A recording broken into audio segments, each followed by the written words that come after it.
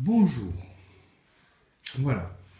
Après 2h30, 3 heures de chauffe, minimum, hein, nous avons arrêté le poêle pour qu'il se refroidisse et on le laisse refroidir pendant toute une nuit.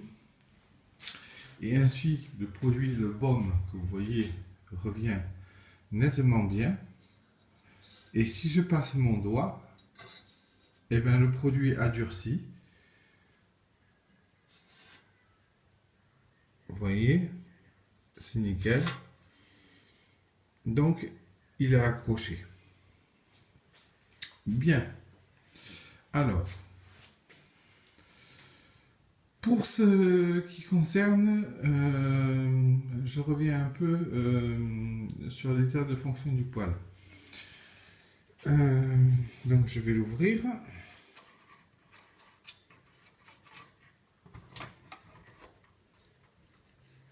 Voilà.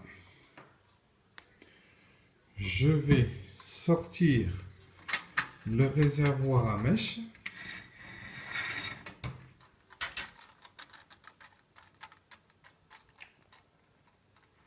Voilà. Donc, vous voyez comme c'est bien resté, hein, il n'y a pas de traces de calamine supplémentaires. Les inscriptions, on voit bien qu'elles sont revenues, donc c'est nickel. Voilà. Donc, pour le remplissage, alors, j'utilise ce produit, là j'en ai plus dans ce bidon, hein, je ne veux pas faire de publicité, qui est du pétrole sans odeur de qualité. Quand on remplit le bidon, bon bien sûr on dévisse le bouchon, on ouvre le réservoir à sa partie de remplissage et on remplit par ce trou. Une fois que le remplissage est fait, on referme. Alors, il est important sur la jauge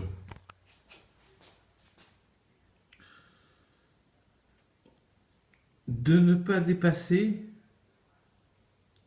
le tiers du premier quart, du troisième quart, je veux dire. Hein, je ne sais pas si on voit bien. C'est-à-dire qu'il faut que la flèche n'arrive jamais à ras-bord. On ne sait jamais. Hein. Et quand on fait une combustion sur le poêle, il faut que cette flèche arrive aux trois quarts du quart de la jauge de vidage du réservoir, c'est-à-dire par ici. Ne jamais dépasser ceci parce que sinon on risque une combustion qui va appauvrir la mèche et la rendre inutilisable. Il faut toujours qu'il reste un peu de carburant, c'est important. Et il ne faut jamais remplir plus du tiers du dernier quart au maximum. Par mesure de sécurité. Bon, maintenant attention, hein, c'est du pétrole, ce n'est pas de l'alcool à brûler ou du kérosène, ça ne risque absolument rien. Bien. Donc hier, vous voyez, c'était rempli donc aux trois quarts et j'en ai vidé à peu près un quart, hein, pour la combustion. Pour le rodage du poêle et le durcissement du baume. Voilà. Donc, on peut voir après la combustion que tous les éléments sont propres. Donc, c'est important qu'ils soient propres parce que ainsi vous n'aurez pas de mauvaise odeur ni de dégagement de fumée, enfin surtout de mauvaise odeur. Hein. Je lève la mèche. Voilà. Vous voyez les trous. Ils sont propres.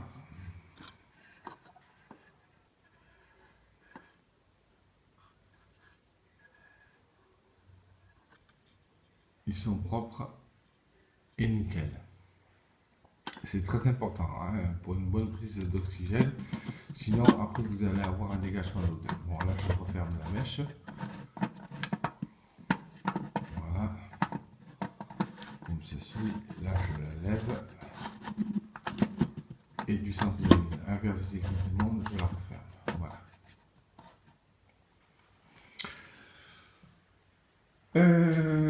Pour le remplacement de la mèche, nous allons brûler du pétrole jusqu'à ce que la jauge atteigne le dernier tiers de ce quart, c'est-à-dire que la flèche arrive à peu près ici. Hein, ne jamais laisser le réservoir, je répète, encore vide. Hein, parce que sinon, ça provoque un assèchement de la mèche et après une très mauvaise combustion. Donc, bien entendu, quand on a fini une saison hivernale, on laisse le carburant au même niveau. On ne le touche plus pendant 6 mois. Après, on va vider le carburant qui était resté en stockage par ici. Et on remplacera par du nouveau carburant.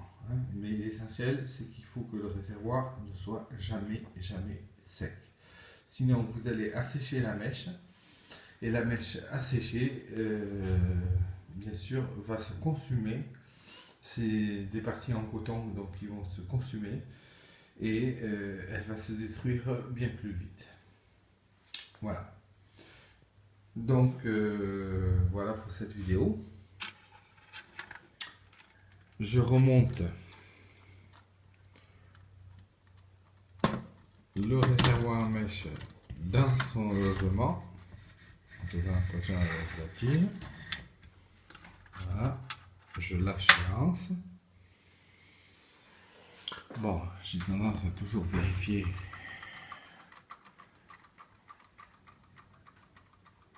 l'état de fonction de la mèche. Je tourne des sens aiguilles d'une montre, elle se lève. Je tourne du sens inverse, elle descend. Voilà. Alors, bien sûr, il peut y avoir une combustion. Comme je l'ai dit, il vaut mieux éviter de transporter le poêle quand il y a la combustion. Non pas par risque de retour de flamme dans le réservoir, parce que le pétrole c'est quand même très gras, c'est difficile à s'enflammer.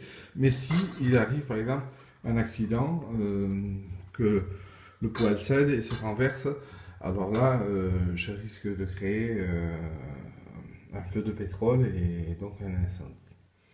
Bon, voilà. Prochaine vidéo. Donc là c'est après rodage, hein, vous voyez. Mes doigts sont propres. Je les passe. Il n'y a plus de traces de noir. Le produit a séché.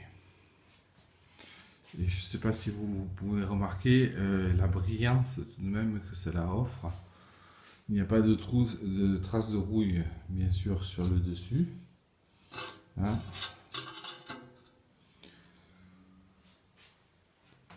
Bon, bien sûr, il faudra répéter cette opération de relustrage avec le baume, enfin le produit anticorrosif pour poêle, le traitement pour fond d'acier, à chaque début de saison d'utilisation, pour ne pas éviter une surrouille à ce niveau et à la très longue, une dégradation de votre poêle, ce qui serait dommage, parce que c'est tout de même une pièce de collection. Voilà. Donc, prochaine vidéo, où on va apprendre à remplacer la mèche.